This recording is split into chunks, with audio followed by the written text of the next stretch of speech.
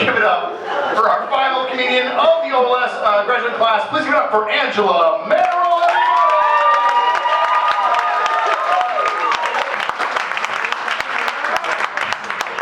Awesome.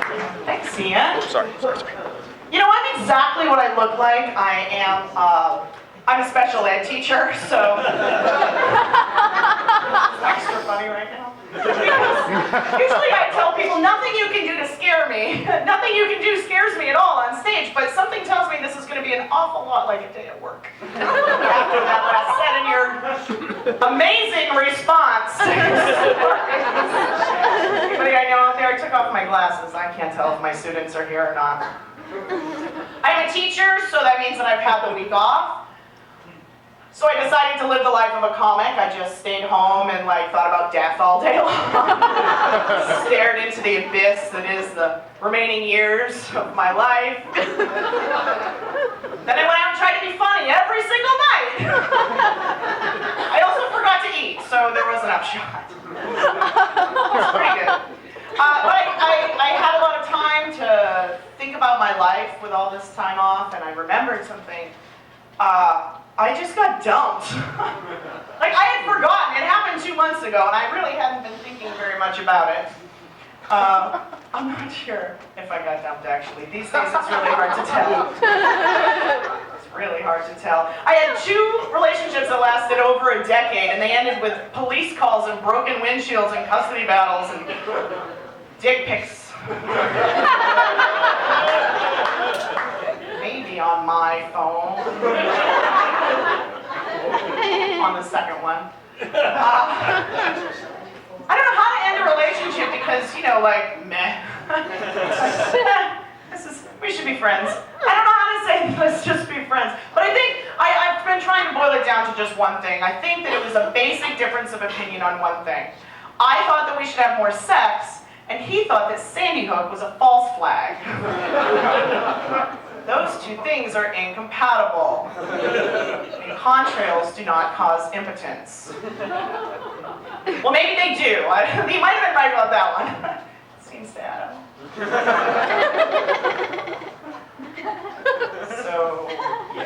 So now I'm one of these assholes who has an online dating profile, like the rest of everybody. I'm an English teacher. Mine is full of quotes from literature, primarily The Little Prince, and all of my photos have punchlines at the bottom of them. So I chose wrong on that count. It's not going well. It's not going well at all, you guys.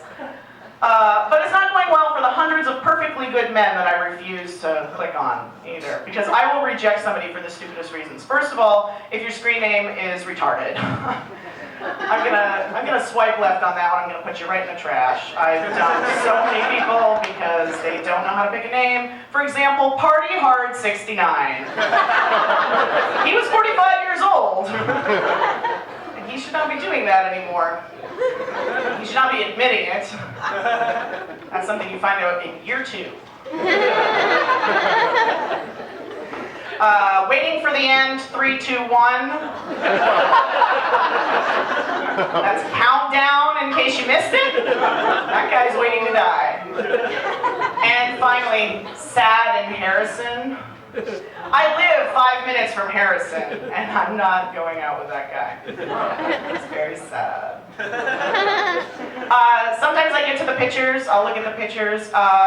Probably about 1 in 4 guys has a picture of him and a fish. You're laughing because there's more than 4 guys in here online. That guy has a picture of him and a fish. It's not a picture of you and a fish, it's a picture of a fish, because nobody loves you. They take a picture of you and a fish, only when you nobody loves you, that's all. That's all. Nobody loves the guy with the fish, if that's the only picture that you have. A surprising number of men have pictures of themselves on top of a mountain, drinking a glass of wine, which is weird to me, but also a deal breaker, because first of all, I'm not climbing a mountain. Second of all, I'm not carrying your booze to the top of a mountain. And third of all, I'm going to break all that glass on the way up the trail. To even get that far. And that's our first fight. So I play it all out and I swipe left on that guy. If all of your pictures are from the same wedding, that means you cleaned up nice one time. Suspect, at the very least. You're that guy. Cleaned up nice tonight. It's all right. If you're shirtless in a weird situation, there's, I'm not talking about like at the gym or the beach or something like that, which is also douchey, but I'm talking about like, I want to see your chest, I just don't want to see your kid getting on the school bus behind you.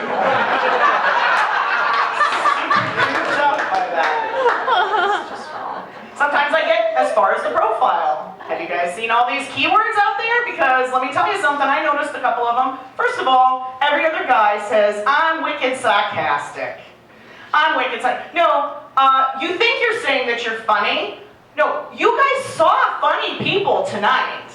The guy who's wicked sarcastic is snarky and mean, and he should take that out of his profile. Because we know what it is. If you're laid back, you're boring, that one's easy. But here's something that I noticed a lot of too, and that is, these guys say that they're blah, blah, blah to a fault. Anything that you say that you are to a fault is the reason you got divorced. You shouldn't be putting that in your dating profile. It's not a good thing. You think it's a good thing to be honest to a fault. Every lady knows differently. And you can be clean to a fault. That's called OCD, and that's not a desirable trait either. So there's a lot of profiles out there that are just, you should all go home and revise, is what I'm telling you. I shouldn't see anybody's faces lighting up from their phones right now, but wait till you get out of here, then revise those. Because I'm not the only one with these sicknesses. I'm gonna swipe left on you. So eventually I did have to choose somebody to go out on a date with, and I did. I chose somebody very nice to go out with who likes comedy quite a bit, and so we did some chatting. We decided to go out. I wanted to do well on this date though, and you all know when you want to do well on a date. And my little thing that I do is I put on pantyhose. I haven't seen anybody wear pantyhose since 1987. And I have not worn pantyhose since 1987. And it was in a little egg in the back of my underwear drawer. It wasn't the sexy kind going up like this. And it didn't fit either. Anymore. Put on pantyhose. White shoes. I pulled out the white shoes. Pearls. I waxed my lip. I really wanted to do well. That's why I didn't have to do it for tonight, by the way. That was just a week ago. I really wanted to do well, but I knew that I was blowing it. I was talking too much. All lunch. So after lunch, I go into the ladies' room. I knew it wasn't going well because I didn't freshen my lipstick. Why fucking bother? I've ruined this completely. I also didn't go back to the table. That was my second cue. I left immediately. Totally embarrassed. No, that's not true. That's not true because it gets worse. It's worse than just leaving in the middle of the date because I choose poorly. I had set this date up for lunchtime on a Sunday. Sounds all right, right? No awkward nightcap moment, like, come back to my place. No thanks. No chance of that happening at 1:30 on a Sunday afternoon in Auburn, right? What I failed to think about was the fact that now he knows I have the entire afternoon to myself with nothing to do, and I have to make an excuse to leave. But I choose poorly, you may recall from some of my other material, and I said, let's go to Home Depot.